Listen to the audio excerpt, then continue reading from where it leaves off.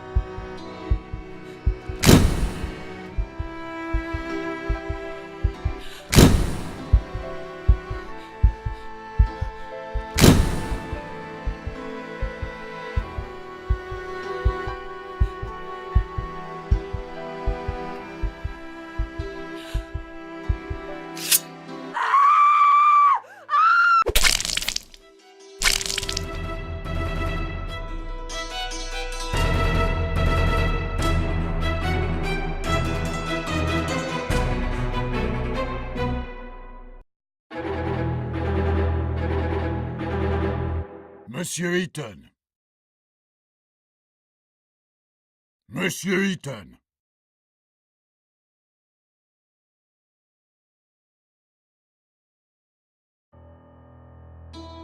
Monsieur Eaton, I'm talking to you. I'm sorry, Monsieur le Président, I was thinking. Do you understand the indictment?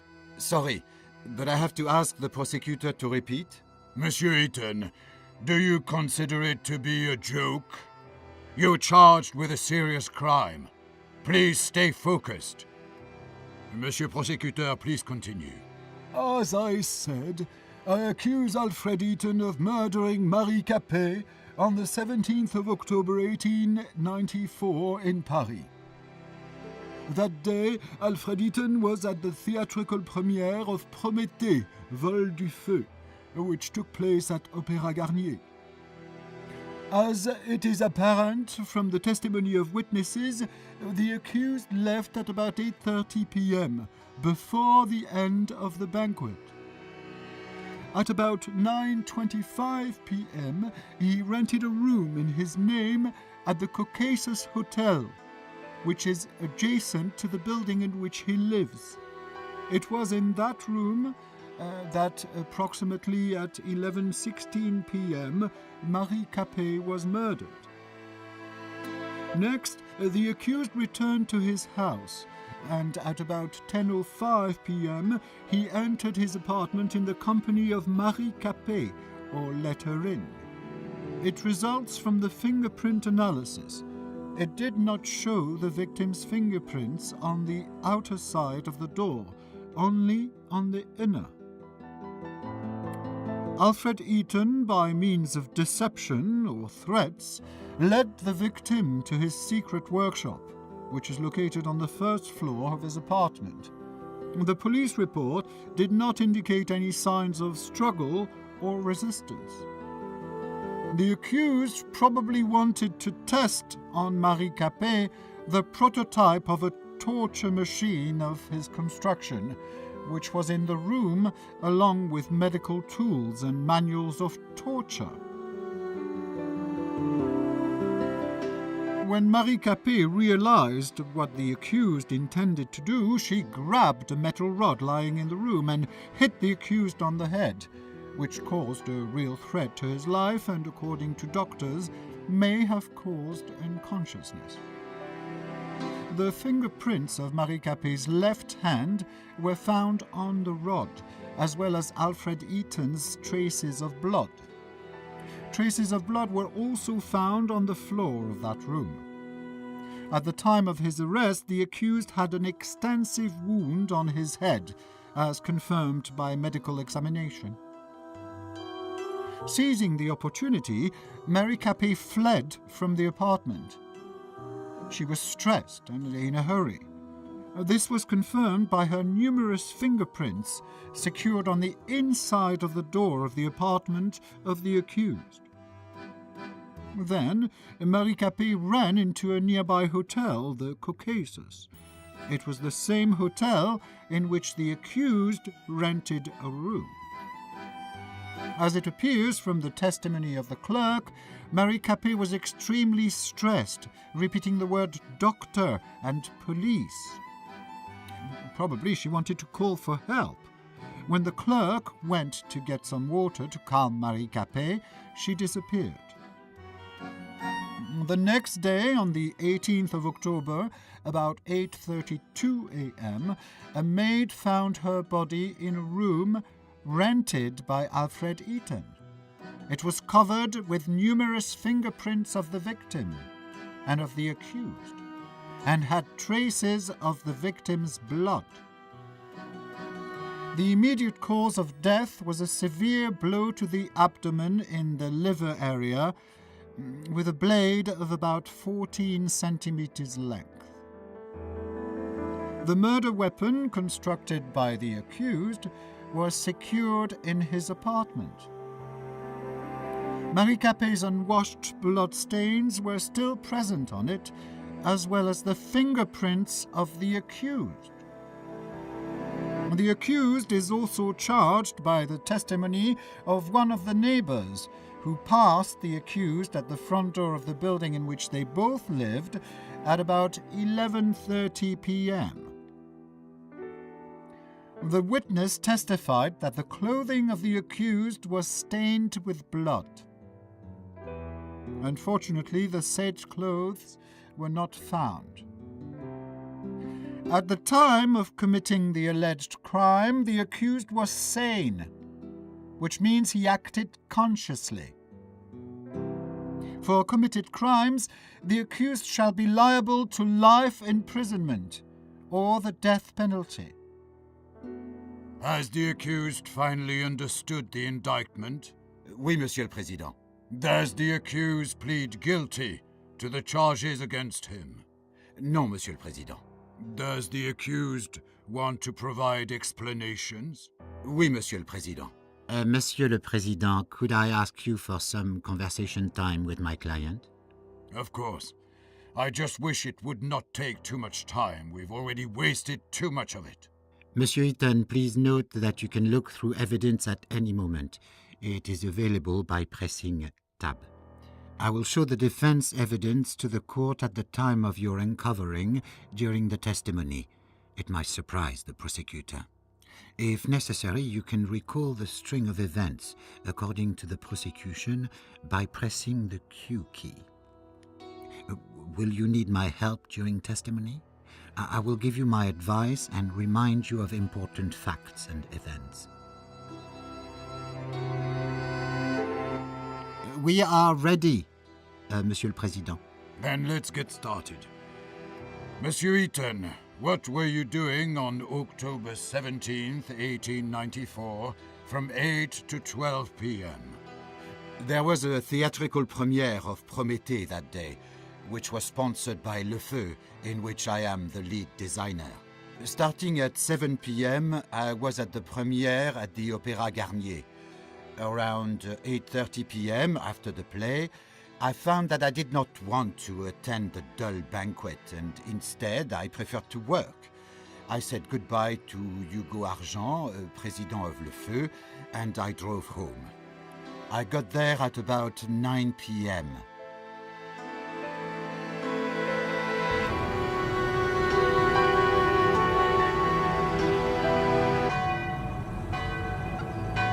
For a moment, I admired the charming streets of I decided for a moment, I admired the charming... I do not recall that part.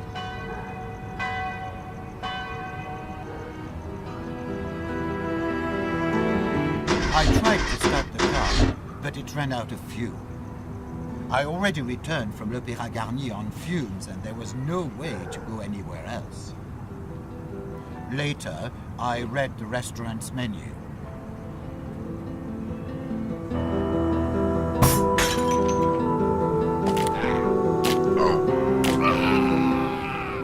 I entered the Café de Paris cafeteria. I wanted to drink some good wine and eat a piece of cheese. A group of Parisian rabble tried to throw me out, screaming that there was no room for gypsy thieves. They beat me and threw me into the street. I was all covered in blood. Did you report this fact to police officers? No, Monsieur le Président. I decided that it was not worth losing my time. And why is that? A second of my work is more important than the lifetime of each and every one of those plebeians. Besides, if I had reported it, I would have done them a favor. What do you mean, Monsieur Eaton? In jail, they would have had better living conditions than those holes that they call houses. I understand. Please return to your testimony.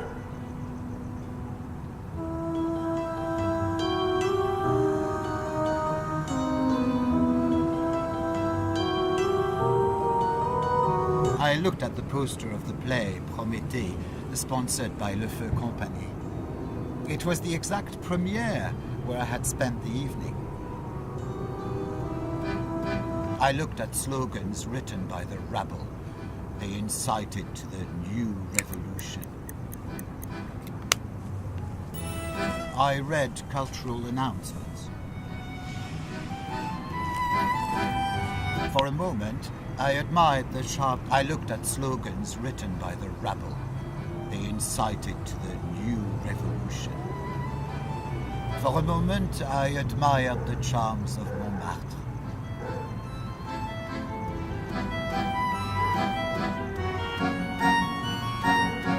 I entered the nearby hotel, Caucasus.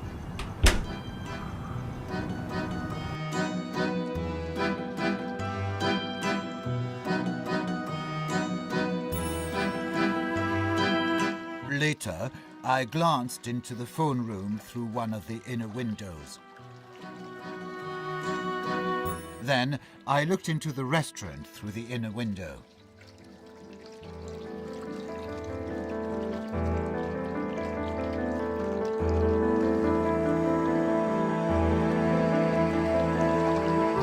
Next, I threw a few francs to the fountain in the hotel. I threw a coin into the fountain of the hotel lobby.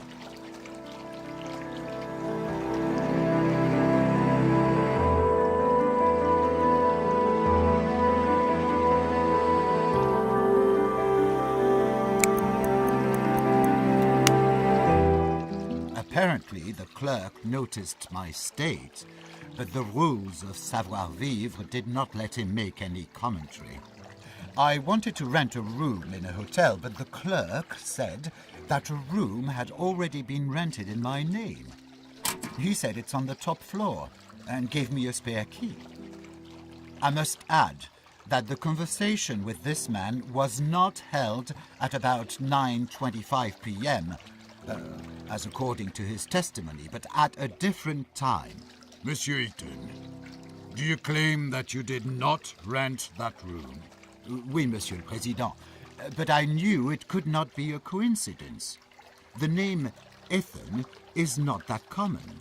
So you tried to learn more from the clerk? Yes, however, he hid behind his professional secrecy. I knew he wouldn't tell me a thing. I do not understand one more thing. You live next to the hotel, so why did you want to rent a room there? Sometimes I meet up with some girls of the Moulin Rouge, and due to my reputation, I prefer not to do it in my apartment. Did you meet Marie Capet face to face? No, Monsieur le Président, never. I understand. Please continue.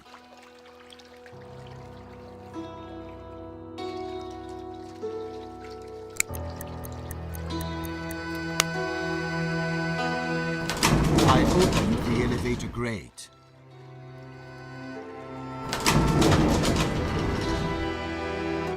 I took the elevator to the first floor.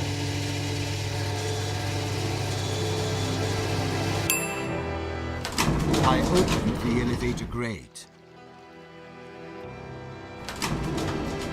For a moment, I admired the images showing the beauty of Paris. I tried to open the door to the hotel room, but it was closed.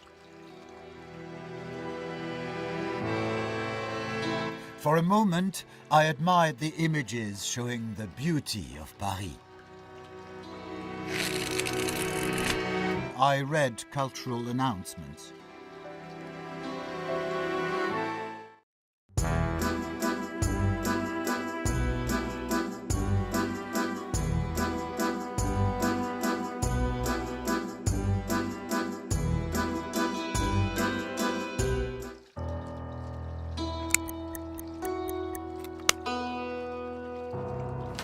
I opened the elevator grate.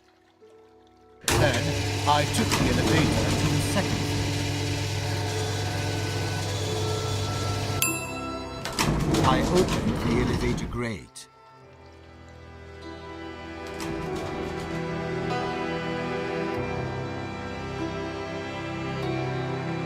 I examined the historic tableware.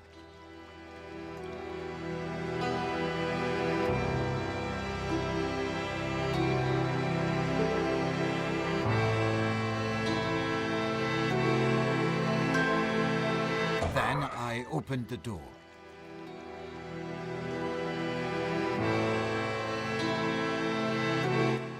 I glanced at the painting, imitating early Monet. I tried to open the door to the hotel room, but it was closed. Why did you want to open that door? I'm ashamed to admit, but I forgot which room I had rented. I understand.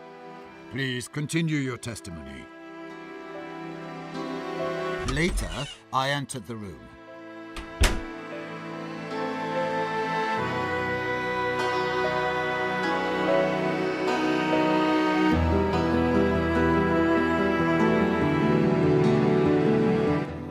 I glanced at the painting, imitating early Monet. I drank some decent champagne.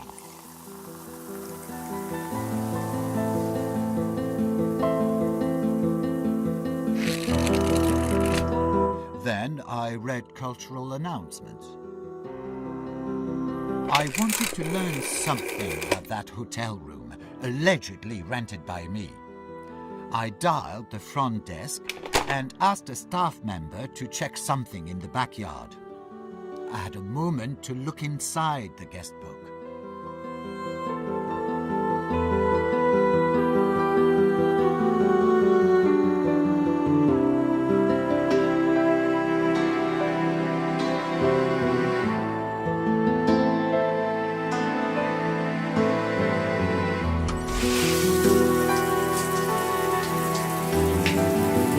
I took a bath and washed off the blood.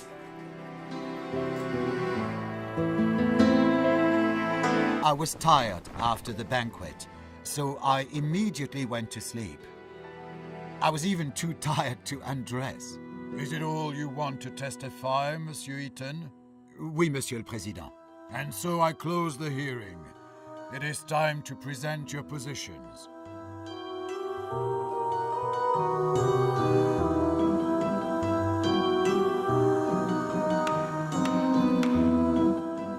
Monsieur le Président, the accused tried to trick himself off the responsibility. He used cunning rhetoric, trying to hide more and more of his new lies. However, in view of the evidence presented by the prosecutor, I have no doubt that Alfred Eaton, defendant who appeared today before the court, murdered Marie Capet in cold blood. Please, let the High Court not be deceived by his tearful stories about a poor gypsy from the country who gained his success with hard work and which Marie Capet so cleverly tried to destroy. It was the accused who destroyed the life of a poor girl and her family with full premeditation. And what did that poor girl do to deserve such cruel fate? She was searching for a better life and was employed as a maid in the same building in which a dangerous psychopath lived. According to the prosecution, the accused is guilty, Monsieur le Président. Therefore, I apply for recognition of Alfred Eaton, defendant who appeared today before the court, guilty of all charges against him, and for imposition of the death penalty by beheading on the guillotine. Thank you. Monsieur le Président, Monsieur Prosecutor used a lot of high-flown words. However, during the preparation of indictment, he made many mistakes. As to the hotel room, my client had rented the room in the Caucasus Hotel on the night of the murder. However, as he testified, he had planned a meeting with a prostitute, not to murder Marie Capet. As to the alleged attempt to use the torture device on the victim, my client did not intend to use his interrogation device, which the prosecutor describes as a torture machine, neither on Marie Capet nor on anyone else. It is important to emphasize the relationship of Marie Capet and my client. According to the testimony of the victim's parents, she felt a deep resentment and contempt, both for my customer and for his work and success. As to the meeting with Marie Capet in his apartment, my client has never met with Marie Capet in his apartment. We do not know where Madame Capet's fingerprints inside of that apartment came from. As for Alfred Eaton's weapon, please note, Monsieur le Président, that my client testified that he had not had the murder weapon on himself. The knife was in his secret workshop all that time. Everyone could have stolen it and then dropped it off. As for the murder, as my client testified, he did not kill Marie Capet. So, who did? As for the testimony of the neighbor who saw Alfred Eaton entering the building covered in blood, according to my client's testimony, that meeting had never taken place. So the witness made a false testimony. Taking into account the evidence from the neighbor's opinions, the witness might have had a motive, an aversion towards my client, and racial prejudice. Thank you, Monsieur le Président.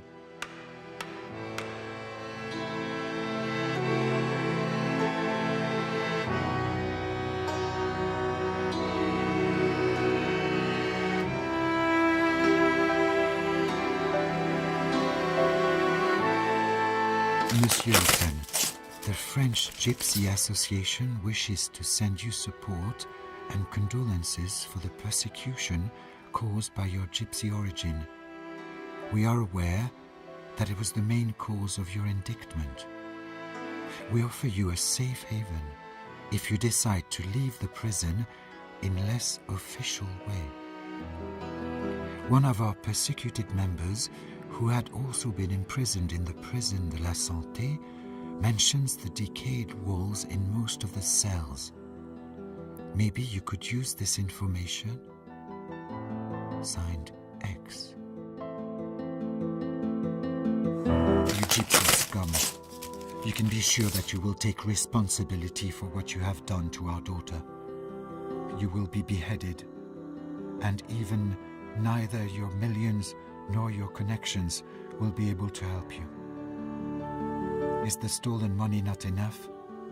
Is your wrongdoing to all these poor people not enough? You had to tear everything away from us, including our only daughter. Death to the rich. Vive la nouvelle révolution. Mon cher ami, I am in a deep regret that you had to stand before the court accused of such a terrible deed. I assure you that I deeply believe in your innocence and will do my best so that you can continue to work for the glory of Le Feu and toute la France. Cordialement, Hugo Argent. Cher fils, your father and I are quite sure that you did not do it. You couldn't have. We love you, and we are waiting for you at home. Please, leave this cursed Paris and return to your home parts. Mama et Papa. P.S. Papa asks you not to mention the hotel guest book. Apparently you know what that means? Shake. Your father and I are praying for you, and we believe that the court will be merciful. Maman et Papa. Postscriptum. Papa is sorry that it did not work as he had planned.